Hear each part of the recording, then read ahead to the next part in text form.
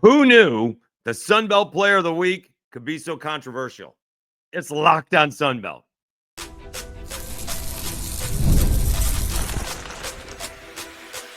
You are Locked on Sunbelt, your daily podcast on the Sunbelt Conference, part of the Locked On Podcast Network, your team every day. All right, good morning, everyone. Dave Schultz, Locked on Sunbelt, your teams every day. Today's episode brought to you by FanDuel. Football season is here. Visit the FanDuel app today and start planning your futures bets now. Okay. Sorry about the lateness. Just so tired last night. It's very odd. Sounds strange working 5 days in a row on your feet all day. It is. Maybe I'm just getting older, but we bailed on last night. Did get a chance to watch a little Texas State today. Very little. And it could be, but it's not. Showing my coffee cup. It could be bourbon, but it's just coffee. All right. So who knew that my tweet was going to be so controversial? I mean, AJ Swann won the Player of the Week award. And I said, what are we doing? Because I compared it to Jaylen Raynor. Someone else could have won it as well. We'll get into that in a minute. Going from G5 to P4, not quite as easy. One guy did it well. Another one didn't so much. And we'll do an early week 2 preview.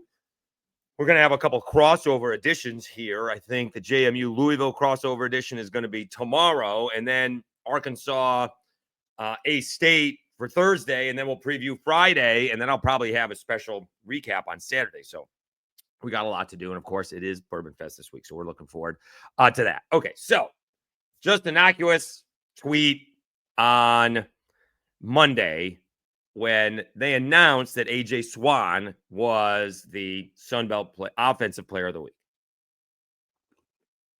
I don't mind admitting I probably overreacted, and I put up his stats, which are pretty good. All right, you can see the tweet if you go look at my stuff. I'm not gonna. It screws up the video if I do it, but he was 31 of 46, 368 yards, 3 touchdowns, ran for a few yards as well. All right, so that's pretty good.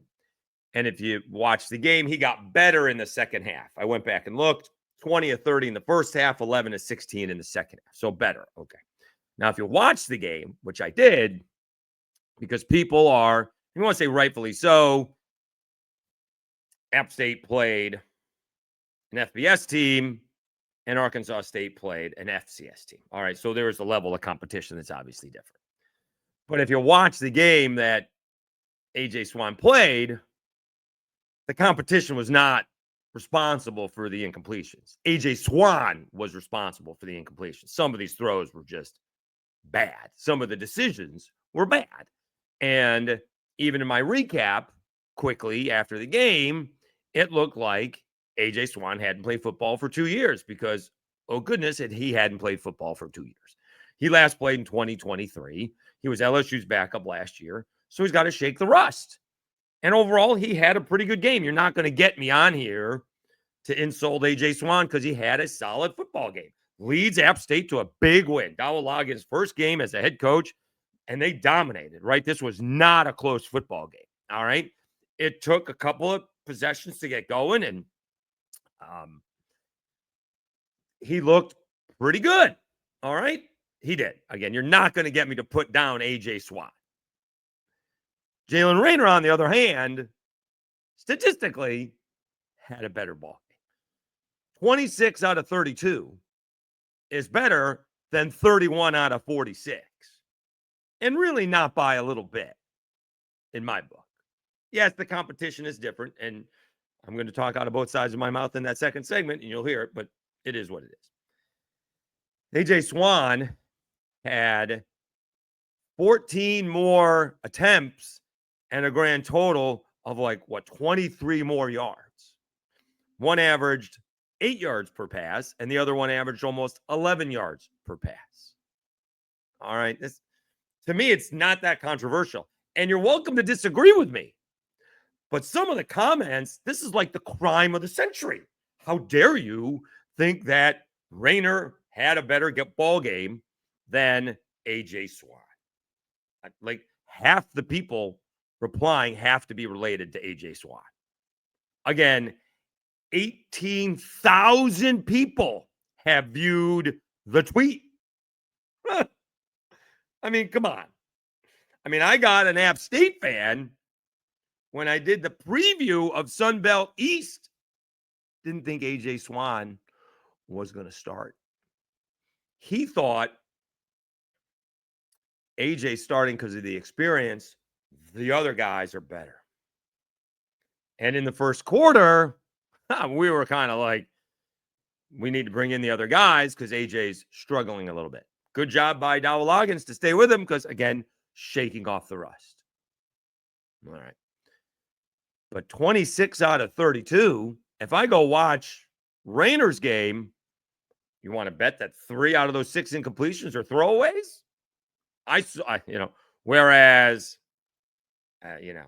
7 out of those 10 incompletions, at least in the first half, are bad throws because I saw the ball game. All right.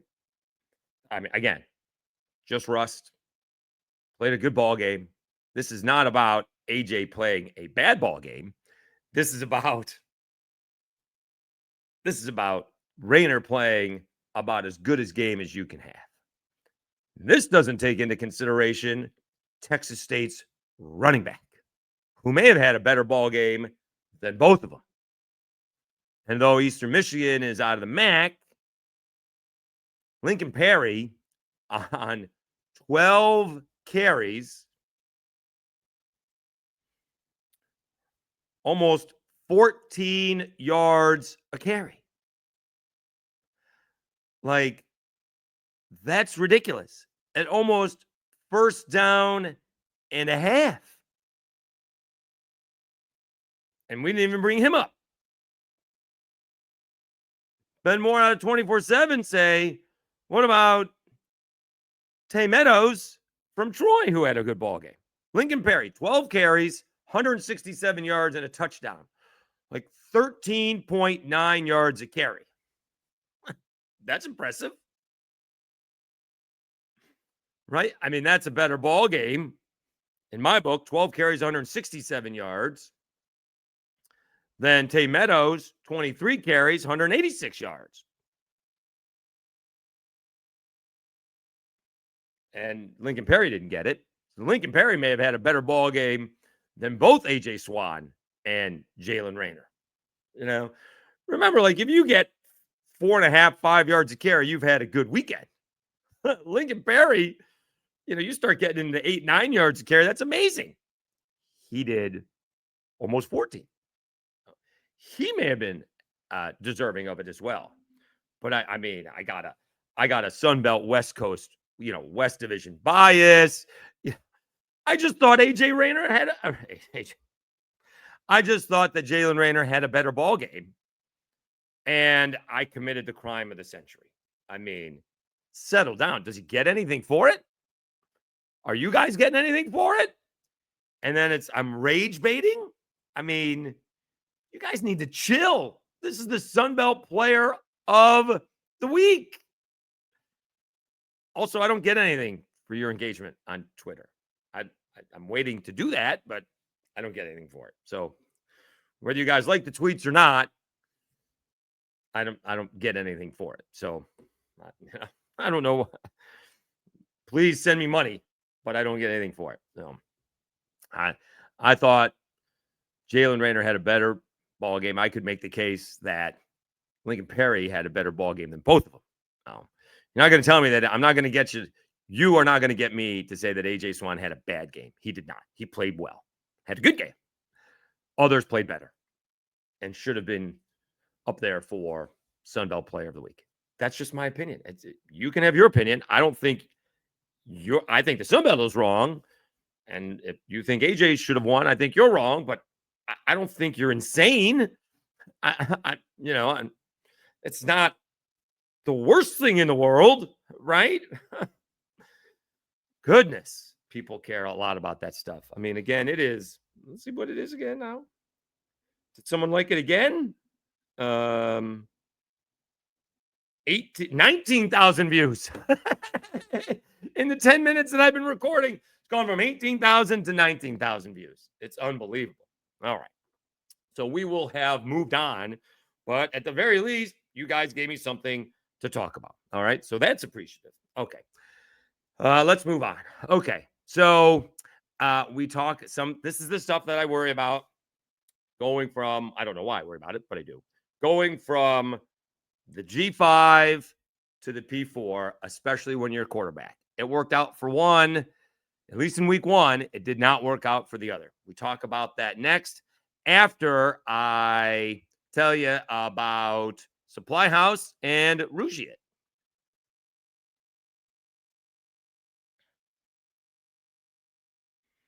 When the opening whistle blows on a new repair, get your crew moving forward with Supply House. Order today and see parts on your doorstep tomorrow.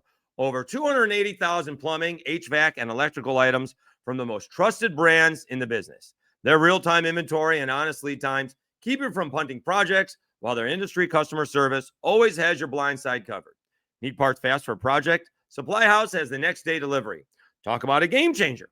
The Part Finder tools and 3D schematics can save you hours on jobs where every detail matters. Their Trade Master perks like priority shipping and dedicated support make the whole process smoother. Join the free Trade Master program today and score serious perks like priority shipping, lower prices, and a dedicated support line.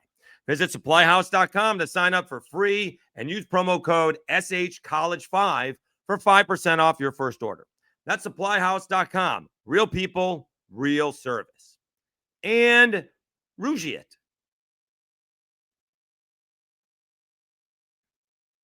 Guys, you've probably heard of Viagra or Cialis. Maybe you've even tried them.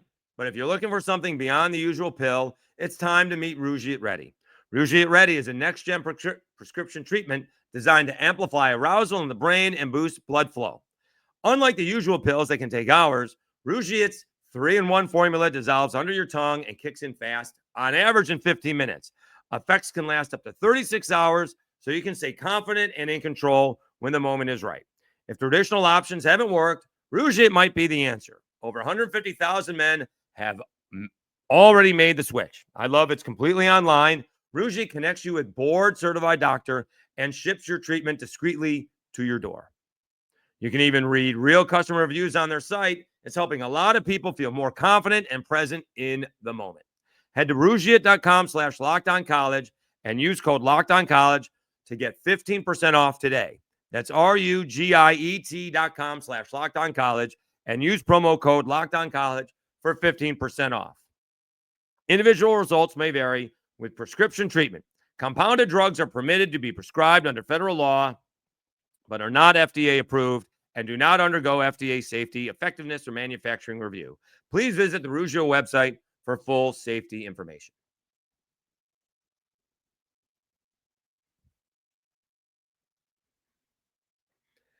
All right, Dave Schultz, Locked On Sunbelt, your teams every day. Again, I do apologize for the tardiness of today's episode. Not only did I go to bed early, I did get up and work out and then went back to bed. So a little power nap right after. Showered and a little Orange Theory shower, and then just slept in for an hour. Okay. Also, I do want to thank you again. When we have all the ads to read, I don't think as much. Again, 1,100 more subscribers than we had last year. It'd be interesting to see the numbers. They were already more yesterday. Probably not going to be as many today because the episode was late. But, we get about 250 in terms of numbers of audio downloads. It'd be interesting if that's 350 on a regular basis. But again, last month, August, was our third best month ever, right? July was the best month ever. October last year was the second best month ever. And this is last month was the third best month ever. So I do appreciate it. Don't forget those Apple and Audio and Spotify podcasts are big. And again, we have 1,100 more subscribers than we did last year on YouTube. So that's a big help. So I do appreciate it. All right. So going from the G5 to the P4, we saw last night that did not go well for our guy, Gio Lopez. All right. And that's a whole thing. All right. Because there's 70 new players at Carolina. Belichick is breaking in a whole new thing. I mean, if you want to talk about Nepo baby, has his kid ever done anything other than be his kid? I mean, he's the defensive coordinator, and they couldn't figure out how to stop TCU. right? I mean, you know who's getting a lot of kudos over this past weekend is what Matt Patricia did to Arch Manning. And was it Steve Belichick couldn't figure out any way to stop the TCU kid, right? I mean, at all. So, yeah. So, not great. All right. I mean, I'm obviously Ohio State's got much better players, but Matt Patricia's a good defensive coordinator. I'm not sure Steve Belichick has been good at anything other than being Bill Belichick's kid. But this is what I'm always concerned about, and I do not blame. This is not about. I mean, it is about be careful what you wish for. That's exactly what it is. Okay, but you cannot blame Gio Lopez for taking the money. All right, and going to where he went to. I mean, it's if the money is accurate and reported. Although I'm not sure, I didn't realize he got 3 years of eligibility, but it was reported that he got 2 years, $2 million per year. So he got $4 million. All right. I mean, that, and, you know, and if you get a little, that's just from the school. If he's getting a little sponsorship money in that, live off that, and you're all set. Right. I mean, he's got his life changing money. All right. I'm not ready to retire, but generally speaking, that $4 million after taxes and whatever, hopefully he's not paying his agent 20%, but whatever it is, he can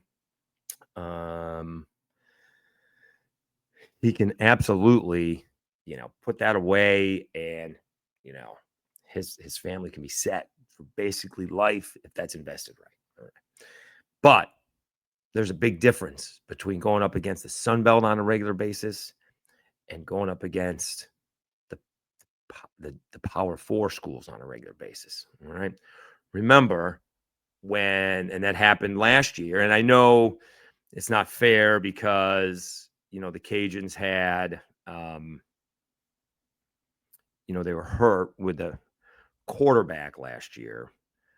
But, you know, when you're going up against, you know, well, they had Ben back, but they wanted to go up against a G4 or P4 in the bowl game. They got TCU and they lost 34-3. All right. Ben Waldridge was back for that, but they got outclassed because they're good against the Sun Belt, not good against the Big 12. All right. But that's what you want to do. You want to play those ball games. All right. And, you know, Carolina, you know, I got to go look at their schedule here, but, you know, are they playing, you know, I know they're going to my Syracuse, so that's going to be fun. You know, Bill's going to be in the Dome, you know, but are they getting, right? Are they, you know, does he get, you know, everybody? Let's see here. Carolina's got to play Clemson. That's really about it. He's got Syracuse. So he has a relatively easy schedule. He's got Clemson. Virginia looked okay. They got Duke, but they don't have to play Miami and they don't have to play Florida State. So he's got a relatively easy schedule this time around. All right. So he doesn't have to play the tough ball games. He is at Syracuse and they do host Clemson, but now that game is going to be really ugly. All right. On the other hand, you know who, and we're wishing Gio all the best. You know who did look good was Joey Aguilar against my Syracuse. Okay. And this is where I am going to say competition does matter. All right. Because he's playing Syracuse, whereas the former Tennessee quarterback, Nico, and I'm not going to say his last name because I don't know how, for UCLA was playing Utah. And there is a difference between playing Syracuse and playing Utah. Utah could win the Big 12, playoff-ish bound. Syracuse is not. All right. Rebuilding after year one. A lot of transfers out, some transfers in. I think Syracuse can be okay because I think Tennessee is playoff-ish bound. But Joey Aguilar looked pretty good. Also, he's surrounded by a bunch of talent. I don't know how much talent Nico is surrounded by at UCLA. Nico did not have a good ball game. All right. Joey Aguilar, pretty good. All right. The big number there for Joey, 0 interceptions. All right. 16 out of 28, 247, 3 touchdowns. Pretty solid. All right. 6 rushes, 34 yards. pretty good. I thought they had a turnover in there. Maybe there was a fumble. Did he fumble? I was working, so I didn't see the whole ball game. I thought there was one turnover. I guess it was a fumble. I don't know if it was his fumble or not. But Syracuse got back in this ball game. They were down by 9. I think Syracuse is going to be okay. Tough spot for them. That's a different podcast. But Joey had a good ball game, and I'm thrilled for him, to be honest with you. I think that's a neat spot because he got screwed, right? UCLA thought they could do better. Paid more money out. All right. Nico thought he could do better. Turns out maybe Tennessee ends up doing better. All right. And that's a good job. And Tennessee may end up being in a good spot, right? They get ETSU. They're going to get Georgia. All right. But then, so even if they lose to Georgia, that's at home, and that's not a guarantee. Maybe they beat Georgia. They get UAB. That's a win. They're probably going to beat Mississippi State. That's a win. They're going to beat Arkansas. That's a win. And then they're going to Alabama. 1, 2, 3, 4, 5, 6. They should be 5-1 when they're playing Alabama. All right. We'll see if Joey, how he does. That is at Alabama. So, Brian Denny. That's a good spot. So, it doesn't necessarily not work out, but here's the difference between what Gio is going through and what Joey is going through. Joey's surrounded by those P4 players. Gio is surrounded by 70 new players. We don't know what level they're at. They just happen to be at Carolina. Whereas Joey is surrounded by a lot of those guys that were at Tennessee. And remember 2 years ago when Joey was really good and the newcomer of the year, he had a solid season. Last year at App State was behind all season. I think he threw 200 more times than the year before, no handing it off to Nate Noel. And he threw a bunch of interceptions because he put it in the air too much because they were behind too much. We're wishing both these guys, Gio and Joey, best of luck. But when you move up a level, in this case, maybe a couple levels, you got to be buyer beware. All right. And we're wishing both of them good luck. We'll see what happens. Who does North Carolina have this week? North Carolina is at Charlotte. That should be a win. They get Richmond. UCF isn't great. I mean, they should win those ball games. Then you got Clemson at home in about a month. So we'll see how that one goes. All right. Let's do early week 2 preview, some big ball games. And again, we got some crossover episodes coming up because then we're going to fast forward to a whole preview for Friday's episode, which I may do in advance because Thursday's a late night. Big release coming up on Thursday at the distillery. So we're looking forward to that. All right. We'll be back right after I tell you about game time.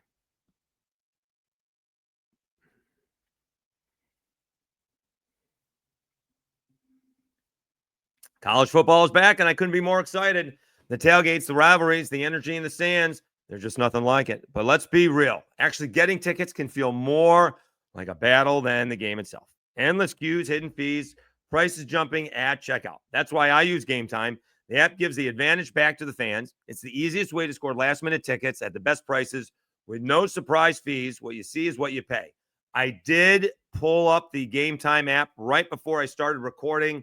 You could get 2 tickets for $11 each for the JMU Louisville game this weekend in Louisville. That was at the time of the recording. All right. So take the guesswork out of buying college football tickets with Game Time. Download the Game Time app, create an account, and use code LOCKEDONCollege for $20 off your first purchase. Terms apply. Again, that's promo code LOCKEDONCOLLEGE for $20 off. Swipe, tap, ticket, go. Download Game Time today. And FanDuel. The NFL season is almost here, and FanDuel is making sure you're ready for kickoff with a can't-miss offer. Right now, new customers can bet just $5, and if your bet wins, you'll get $300 in bonus bets across the app. JMU is getting 14.5 points against Louisville. 14.5 points for the Dukes. I'm liking that one. So you ready to play? Download the FanDuel app now by visiting FanDuel.com to get started. That's FanDuel.com. Place your first $5 bet.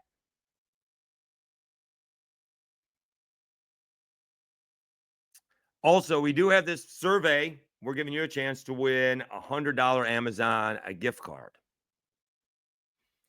We have an important request. Lockdown wants to hear from you. We've put together a survey to learn more about our listeners and make your favorite podcasts even better. This is your chance to tell us what you like, what you don't, and answer questions about our advertising. Go to lockdownpodcast.com/survey to get started. Everyone who completes the survey will be entered for a chance to win one of 10 $100 gift cards. Again, $100 Amazon gift cards. Again, that's lockdownpodcast.com/survey. You can also find the link in the show notes. Thanks for helping us out. All right, Dave Schultz, Locked On Sunbelt, your teams every day. All right, week 2 for college football and the Sunbelt actually starts on Friday. Looking forward to that. I did get credentialed, so we will be in the press box. I'm probably going to walk. I'm not sure if I got parking. I can find that today. It may be easier to walk. I'm that close to the stadium. Won't take me any time at all.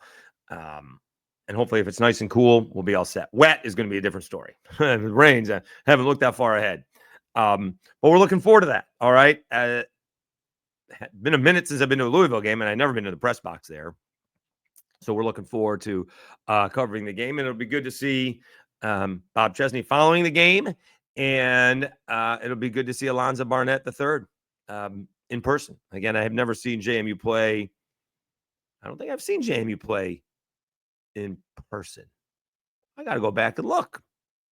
Have I seen them play in person? It would have to be against South Alabama and or the Cajuns, and I'm not sure I have. So that'll be a lot of fun. All right, and this is JMU's chance. This is on national TV. It's on ESPN2. They're more than 2 touchdown underdogs, 14.5-point underdogs. Louisville played really well. Former South Alabama Jaguar Colin Lacey had a 93-yard punt return for a touchdown. Miller Moss played pretty well. This is a great opportunity for JMU to get some national pub for the Sunbelt because, boy, last week was bad. Right? Georgia Southern looked awful. Cajuns were bad. You know, it was amazing. I did see Texas State's first drive and even North Carolina's first drive, right? Things looked, Georgia Southern's first drive. Things looked really easy. And then you look back at the Cajuns and you're like, well, how does Texas State make it look so easy? And it doesn't look so easy for the Cajuns. So we'll see. Again, JMU has a chance to, make a statement. All right. Close loss would be nice. A win would be better. And it would be a major case upset when you're two touchdown underdog to Louisville. All right. Louisville is going to start getting some, playoff talk. I haven't seen a top 25 come out yet. Maybe it comes out later this afternoon. They were waiting, obviously, for the Carolina game. So Louisville's going to start getting some playoff talk here. And if they beat JMU on national TV, they're going to start being a top 20, top 15 team. So that's going to be a thing as well. All right, let's see what else we got. And, the big sounds ridiculous. I understand this. But all of a sudden,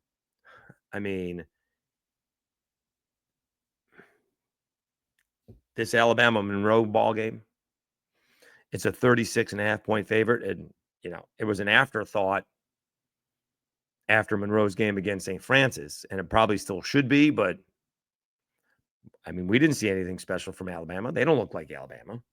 All right. Now, Monroe's got to play better, right? I don't think Alabama's going to put a 50 spot up there. I don't think this is going to be 70-10. I guess it could be, but everybody still thinks Alabama is Alabama. I already saw somebody had Alabama 21st in the country, and then they should not be in the top 25. Alabama's not a top 25 team. That's not the way it should be.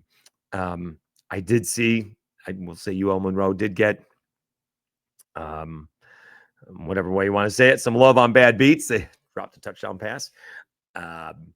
Whenever I do the recap of my picks, I'm not going to take UL Monroe because I would have taken them at 23.5 is what it opened up at. And then by the time the game kicked off, it jumped up to 30. So I'm not going to sit here and say I would have taken it at 23, but not at 30. So I'm not going to give myself a win there. That's kind of cheesy.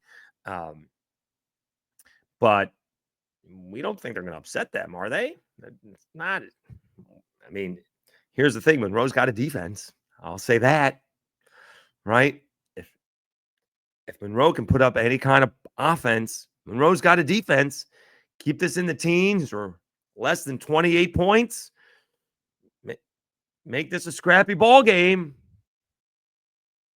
I'm just saying, it starts to get 28 to 35 points.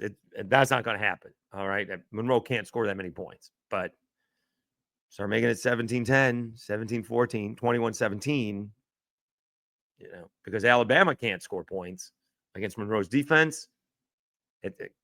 Crazier things have happened. All right.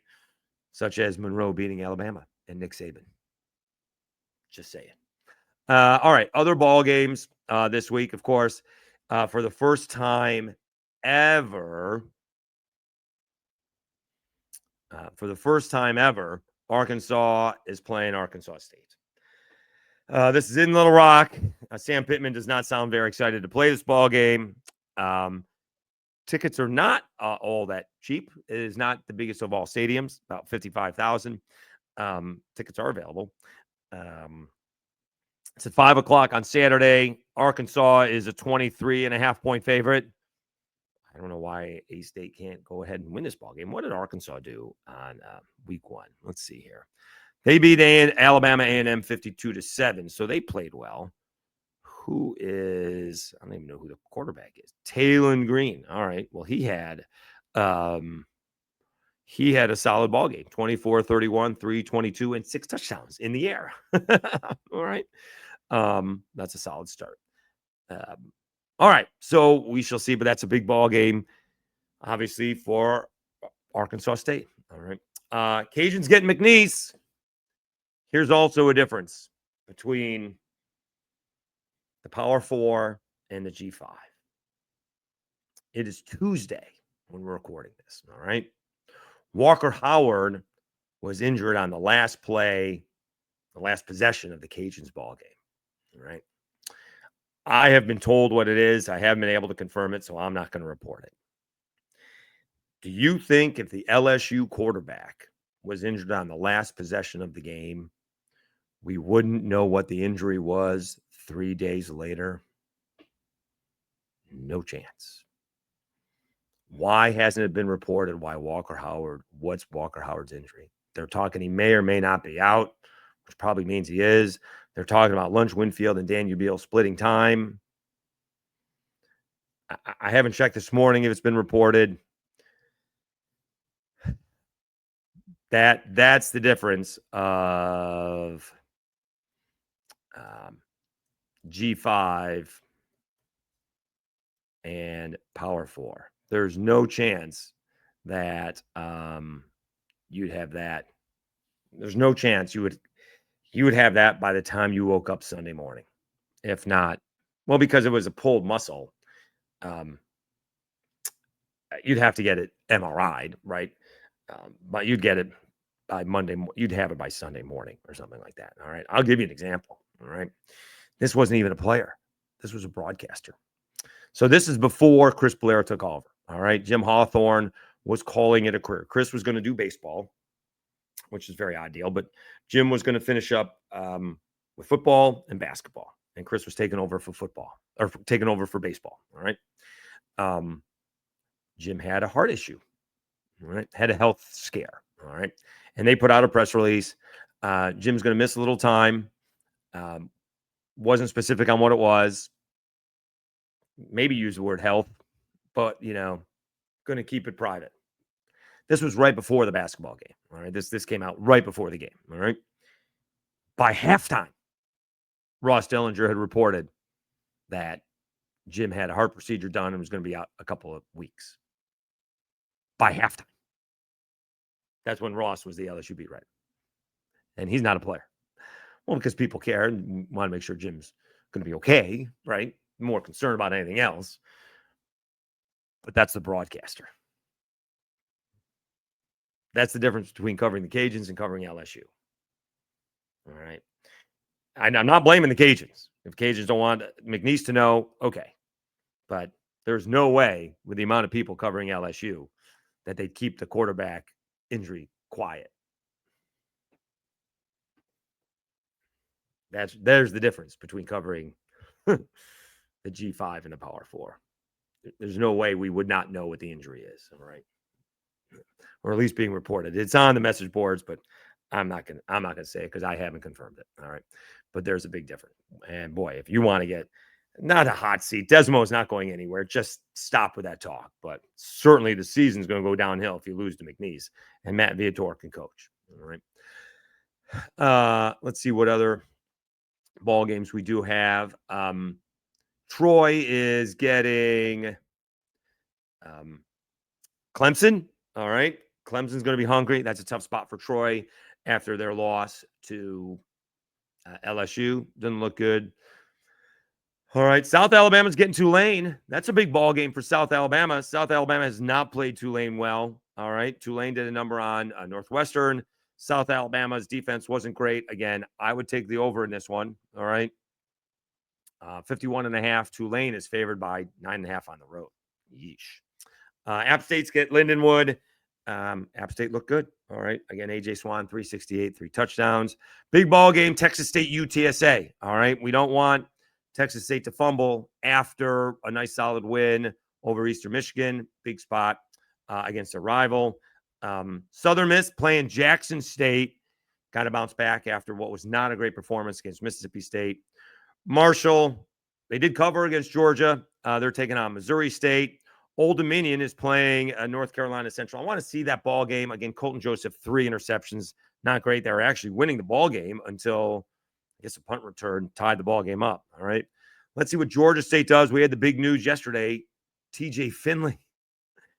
I think I was still in Lafayette the first time around when TJ Finley was in high school. He's like the Terminator. He just keeps on coming back. Jeez. He's at Georgia State. We'll see how that goes. That's crazy news. That really is crazy news. All right. And certainly interesting. That is for sure. And Georgia Southern's getting USC. Let's be honest, that's going to be ugly. And Coastal Carolina is taking on Charleston Southern. USC Georgia Southern's on national TV. We told you JMU and Louisville's on national TV. Arkansas and Arkansas State is not on national TV. Clemson and Troy is on the ACC network. Alabama and Monroe is on the SEC network. That's interesting. All right. So we will be back. Again, plans are to have a crossover episode with Locked On Louisville and then Locked On Razorbacks. All right. So we're looking forward to that. And then we'll have a full preview of those ball games for Friday's episode. And then depending when I'm back from the game on Friday, because I got to work Saturday, we'll probably have a recap of the JMU Louisville ball game because I'll be jacked up. It'll be a lot of fun. All right. Plus, I'll have post game from Chesney. So we'll have that as well. All right. Thanks for tuning in. And again, the Sunbelt Player of the Week is not that big of a deal. It is not the crime of the century that I think one player should have won it and one did. All right. And we need to relax a little bit. Okay. Appreciate you guys' feedback, though. That is always good. And it certainly gives me something to talk about. All right. Have a great day. We'll be back again tomorrow. The plan is to have the crossover episode with Dalton Pence from Locked On Louisville. All right. Thanks for tuning in. You've been watching and listening to Locked On Sunbelt, your teams every day.